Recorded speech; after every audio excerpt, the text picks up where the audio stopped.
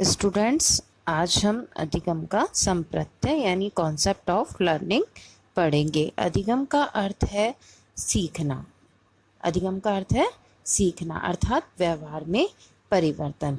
यानी हमने कोई भी चीज़ कहीं से भी कुछ भी सीखा है और सीखने के साथ ही वो हमारे व्यवहार में परिवर्तन ला देता है, यानी वो स्थायी रूप से हमारे व्यवहार में इन्वॉल्व हो जाता है, तो हम उसको कहेंगे अधिगम। अर्थात व्यवहार में परिवर्तन, यह परिवर्तन अपेक्षाकृत स्थायी होता है। यानी जो भी हमारे व्यवहार में चेंजेस आएंगे, वो जो सब चेंजेस होंगे वो क्या होंगे, हमेशा के लिए स्थायी होंगे। यह निरंतर व सार्वभौमिक चलने वाली प्रक्रिया है। यानी जो अधिगम है वो निरंतर है और सार्वभौमिक चलने वाली प्रक्रिया है। यह कंटिन्यू यानी हम अधिगम, जिस प्रकार से शिक्षा जन्म से जीवन पर्यंत चलती है, उसी प्रकार से जो अधिगम है, जो सीखना है, वह भी जन्म से जीवन पर्यंत चलता है। इसलिए इसकी एक विशेषता है निरंतर और सार्वभौमिक। यानी यह जो अधिगम है वो सार्वभौमिक का मतलब कह सकते हैं इसको सभी जगह सीखा जा सकता है। अधिगम परिपक्वता पर निर्भर करता है। यानी हम अधिगम किससे प्रभावित होता है, परिपक्वता से। परिपक्वता का मतलब है मैच्योरिटी, कि हम अधिगम का मतलब है सीखना, और सिखाने के लिए परिपक्व होना, मैच्योर होना आवश्यक है। इसका अच्छा सा एग्जाम्पल है, जितनी आपकी एज होगी उसके अकॉर्डिंग, उसके अनुसार आपको आपका अधिगम किया जा सकता है। एक 10 साल के बच्चे को लेंगे तो 10 साल के बच्चे का जितना लेवल होगा, उसका मेंटल लेवल होगा, उसके अकॉर्डिंग उसका अधिगम किया जा सकता है। और एक 5 साल के जो बच्चे हैं तो उसको उसके लेवल के, उसकी मेंटल एज और फिजिकल एज के अकॉर्डिंग उसका अधिगम किया जा सकता है। यानी परिपक्वता से प्रभावित होता है। साथ ही ये क्रिया द्वारा व्यवहार में परिवर्तन है।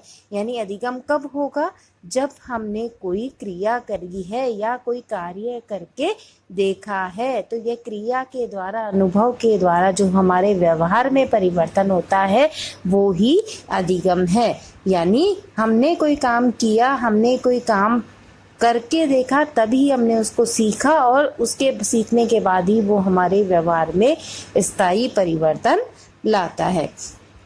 अब हम इस अधिगम की कुछ परिभाषाओं की बात करते हैं। तो इसमें गेट्स के अनुसार अनुभव द्वारा व्यवहार में होने वाला परिवर्तन अधिगम है। इस डेफिनेशन को यहाँ पे इस तरीके से समझाया जा सकता है कि अनुभव द्वारा हमारे जीवन में जो अनुभव यानी कार्य करके सीखना, हमने किसी को कार्य करके सीखा है तो वो यहाँ पे अनुभव को बता रहा है। तो अनुभव के द्वारा हमारे व्यवहार में परिवर्तन आएगा। यानी हमने कोई काम करके उसका अनुभव लिया है, उस अनुभव के द्वारा हमारे व्यवहार में जो परिवर्तन आता है उसी को हम अधिगम कहते हैं। इसी प्रकार क्रो एंड क्रो के अनुसार सीखना ज्ञान, आदतों व अभिवृत्तियों का अर्जन है। सीखना यानी अधिगम। अधिगम किसका अर्जन है? अगर हमारा अधिगम हुआ है, हमारे व्यवहार में परिवर्तन आया है, हमने कुछ सीखा है, तो उससे हमारे ज्ञान में बदलाव आएगा। यानी ज्ञान हमारा अपेक्षाकृत और विस्तृत होगा। साथ ही हमारी आदतों में परिवर्तन आएगा, हमारी आदतें परिमार्जित होगी। साथ ही हमें हमारी अभिवृत्तियों में भी परिवर्तन आएगा, या हमारी अभिवृत्तियों में वृद्धि होगी, हमारा दृष्टिकोण बदलेगा। तो यानी अधिगम का प्रभाव इन सब चीज़ों पर पड़ता है।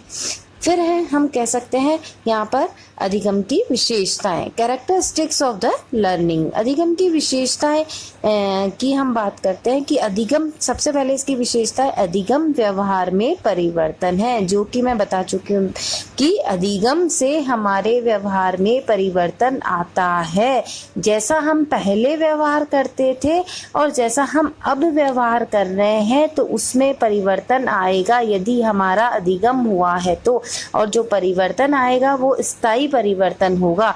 यानी हमने कुछ देखा और हम कुछ कुछ कम समय के लिए हमने उसको किया और भूल गए तो उसको अधिगम नहीं कहेंगे। अधिगम का मतलब हमारे व्यवहार में स्थायी जो परिवर्तन आएगा, हमारी आदतों में जो स्थायी परिवर्तन आएगा, उसी को ही हम अधिगम कहेंगे। दूसरी विशेषता है इसकी, अधिगम सक्रिय है।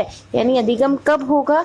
जब बालक या व्यक्ति सक्रिय होगा, उस क्रिया में इन्वॉल्व होगा, उस क्रिया को करेगा, एक्टिव होकर के उस काम को करेगा, तभी अधिगम संभव है। अधिगम उद्देश्यपूर्ण है। अधिगम उद्देश्यपूर्ण है, निरुद्देश्य नहीं करते। अगर हमें कोई काम सीखना है तो हमें उसका उद्देश्य निर्धारित करना होगा, तभी हम उस कार्य को सीख सकते हैं। इसी प्रकार अधिगम क्या है? एक उद्देश्यपूर्ण क्रिया है। साथ ही अधिगम निरंतर चलने वाली प्रक्रिया है, जो कि स्पष्ट है कि जन्म से जीवन पर्यंत तक अगर हम कुछ चीज सीखना चाहते हैं तो वह हम सीख सकते हैं, हमारे व्यवहार में परिवर्तन आएगा, और तो वो जो चीज़ है वो जन्म से जीवन पर्यंत तक चल रही है, इसलिए हम इसको निरंतर चलने वाली प्रक्रिया कह सकते हैं। क्योंकि अधिगम अगर हम करना चाहते हैं तो वह रुकता नहीं है। अधिगम सार्वभौमिक है, यानी अधिगम सभी प्रकार से सब जगह किया जा सकता है।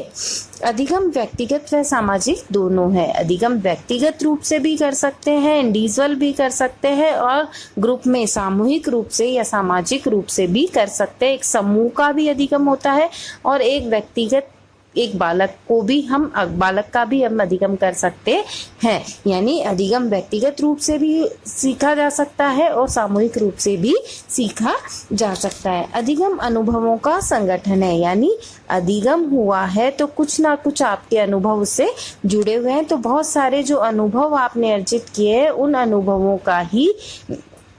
अनुभवों के फलस्वरूप ही आपका अधिगम हुआ है, इसलिए कह सकते हैं कि अधिगम अनुभवों का संगठन है। अधिगम प्रशिक्षण द्वारा संभव है। प्रशिक्षण हम कह सकते हैं अधिगम तभी होगा जब हमने कोई कार्य किया है, क्रिया करके सीखना अधिगम कहलाते हैं। तो प्रशिक्षण में भी हम कह सकते हैं कि ट्रेनिंग पीरियड में भी हम कोई काम करके सीखते हैं, तो अधिगम प्रशिक्षण द्वारा भी संभव है। जिस प्रकार प्रशिक्षण में कार्य करके सीखा जा सकता है, उसी प्रकार अधिगम में भी कार्य करके सीखा जाता है। अधिगम सामाजिक विकास में सहायक है। अगर हमारा अधिगम हुआ है, हमारे व्यवहार में परिवर्तन हुआ है, हमारी आदतों में परिवर्तन हुआ है, तो इससे हमारा सोशल डेवलपमेंट होगा।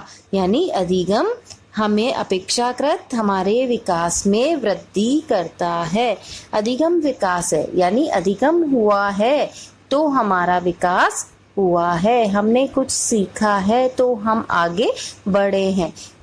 इसलिए कह सकते हैं कि अधिगम हमें हमेशा आगे की ओर बढ़ाएगा या प्रगति के पथ पर आगे बढ़ाने के लिए प्रेरित करता है। अधिगम व्यक्तित्व विकास में सहायक है। अधिगम का मतलब होता है सीखना, और सीखना क्रिया द्वारा सीखना, अनुभव द्वारा सीखना। तो उसके लिए कहीं ना कहीं आपने प्रयास करा है। तो जहाँ आपने प्रयास किया है, जहाँ कुछ अच्छा सीखा है, आपके व्यवहार में परिवर्तन आया है, तो उसके साथ ही आपके व्यक्तित्व के विकास में भी परिवर्तन आया है, आपके व्यक्तित्व में भी परिवर्तन आया है और आपका व्यक्तित्व का विकास हुआ है। अधिगम समायोजन में सहायक है। अधिगम के लिए कह सकते हैं आपके व्यवहार में परिवर्तन आया है, आपने अनुभवों द्वारा क्रिया के द्वारा कार्य को सीखा है, स्थायी परिवर्तन आया है, तो कहीं ना कहीं आप उस अधिगम के द्वारा समायोजन कर सकते हैं। इसलिए अधिगम के लिए कह सकते हैं कि अधिगम समायोजन में सहायक है। अब है कि अधिगम की जो विशेषताओं की बात कर ली हम, अधिगम किस किस कारकों से प्रभावित होता है, कौन कौन से कारक अधिगम को प्रभावित करते हैं, अर्थात किन कारकों के प्रयोग द्वारा अधिगम में वृद्धि की जा सकती है और किन कारकों के दुष्प्रभाव द्वारा अधिगम कम हो सकता है। तो इसमें इसका जो महत्वपूर्ण कारक है वो है अभिप्रेरणा। अभिप्रेरणा जो सामान्यतः कहा जा सकता है कि स्किनर ने जो मोटिवेशन की डेफिनेशन दी है कि motivation is the super highway of the learning, यानी जो मोटिवेशन है, अभिप्रेरणा है वो सीखने का राजमार्ग है।